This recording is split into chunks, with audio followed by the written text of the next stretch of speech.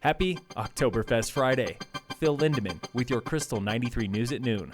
CDOT's new Bustang service took nearly 2,500 personal vehicles off the road last ski season with cheap rides from Denver to Loveland, Copper, and A Basin. Bustang hopes to help the environment and relieve I-70 congestion. They've got a long way to go. 2,500 cars is equal to 1 hour of peak Sunday traffic at the Eisenhower Tunnel.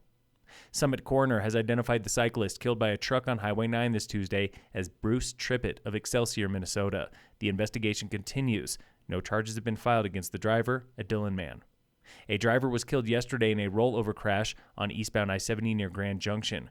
Earlier this week, Mesa County Sheriff confiscated 90,000 fentanyl pills during a traffic stop. A 22-year-old man is in custody.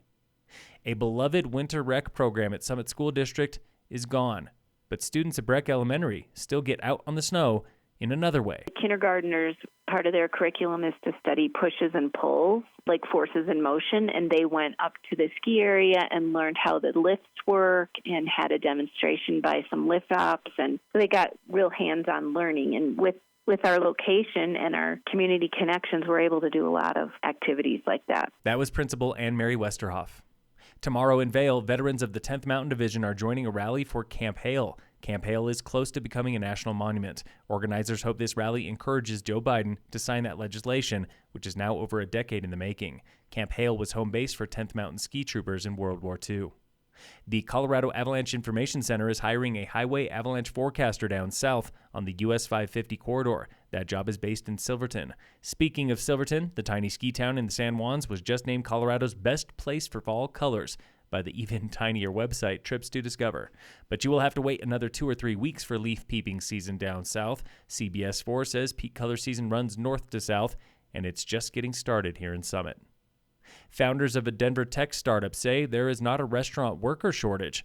There is just a language barrier. The Colorado Sun reports on the Chamba app. It pairs Spanish-speaking employees with English-speaking owners. Chamba founders believe their app breaks down that language barrier better than ads in English newspapers and on Craigslist.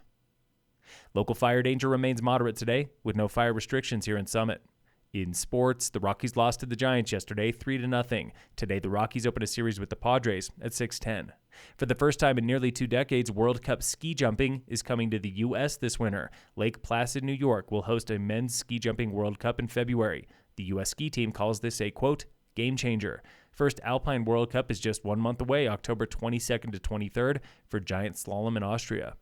And in local sports, brought to you by Cassandra Schultz & Associates with American Family in Dillon, Summit High football crushed Wheat Ridge last night, 55-14. Today, cross country is racing at Clement Park. Tomorrow, volleyball plays Palisade at home. Rugby has an away tournament. Phil Lindemann, Krystal, 93 News.